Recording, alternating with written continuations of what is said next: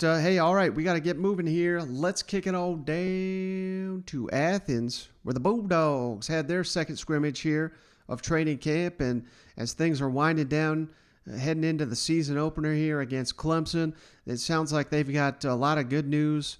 While it's kind of doom and gloom, as Beamer would like to say, with all these guys going out and not being able to participate, it sounds like a lot of the receivers, like Burton and Keiris Jackson, back available to practice for the Bulldogs. So they still got so many weapons down there that I'm not too concerned about where the Bulldogs are heading into this matchup. But make no mistake, I mean, they're going to have to bring their A game if they're going to beat Clemson. And just, man, the anticipation for this one is burning wild here, don't you think? Absolutely, man. You just talk about a franchise team, man. Them Georgia Bulldogs are loaded, and I just like the attitude. They had a couple of injuries, but everybody's going to be ready to go for Clemson. Hell yeah, that's what I'm talking about. Yeah, and that was the biggest thing Kirby shared. I thought he said he expects to be full go for Clemson.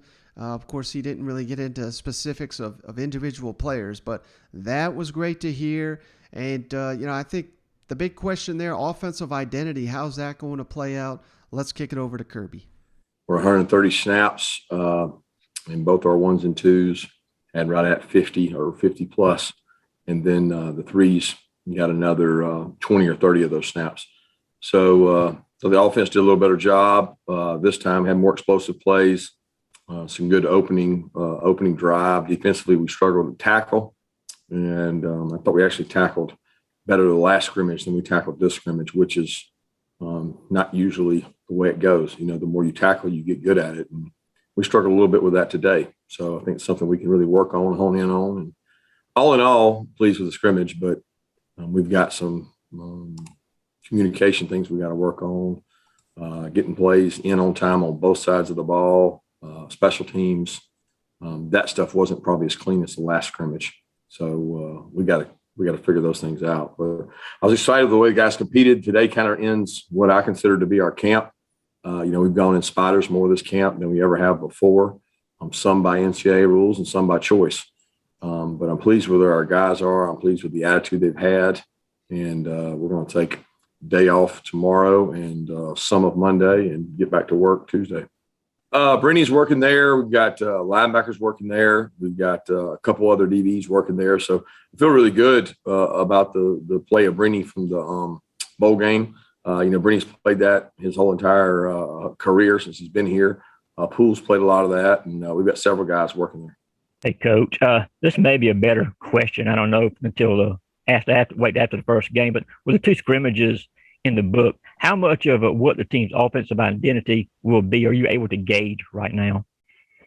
Yeah, I think it's some of that's dictated by who the defense is, right? Like we want to dictate to the defense what we do, but at the same time, some of what they do matters. If every defense we play will be different. There'll be 3 down fronts, 4 down fronts. There'll be big, small, experience in this level, experience on that level. We want to take advantage of what they give us. So I don't know that we can identify what we want to work on, but we're just trying to figure out who the best football players are, not the guy that knows the signal the best and can go execute. We're trying to figure out who the best football players are, and that's been our intent in two scrimmages, is not to go out and trick the defense. We're going out to play fundamental football, and now it'll become a little more scheme because we got to figure out exactly what each guy can do and what he does well and who we want to become. Kirby, can you update us on John Fitzpatrick, Reed Gilbert, Don Blaylock in terms of how they're doing? And then piggybacking off that, how do you feel about your team 2 weeks away from the opener in terms of players that could be available for a tough matchup? Yeah, we're hopeful to get all those guys back soon. So that's the plan, really, on all the guys that are injured. I mean, we don't have a injury there's guys out for a long amount of time. We're hopeful to get all those guys back. I mean, every one of them is day to day, and some of the ones you mentioned can practice now and are practicing. So each one's a different situation, but I expect to be full tilt when Clemson comes, when it comes time to play them, because we had more guys healthy today than we did the last scrimmage, and we're in good position there. All right, Shane. So I think more than any other time, if let's say Georgia was opening against like Kent State, yeah, I think he'd tell you who's going to be there, who's going to be available for the opener and who's not. Now that it's Clemson, it's a little bit dicier, a little bit stiffer competition. He does not seem like he wants to give away anything, does it? No, because Dabo's listening right now, Mike.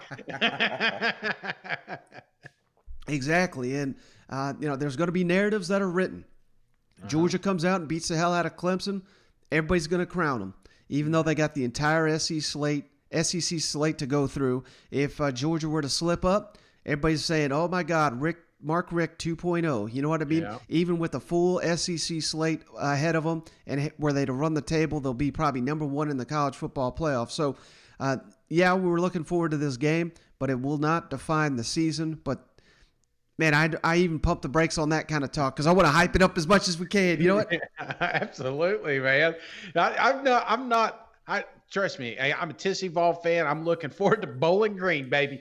But I'm going to tell you right now, that Georgia Clemson game, I cannot wait because I truly believe Georgia's going to run through them, and I just to put Clemson to bed for the rest of the year from week one, I just love it.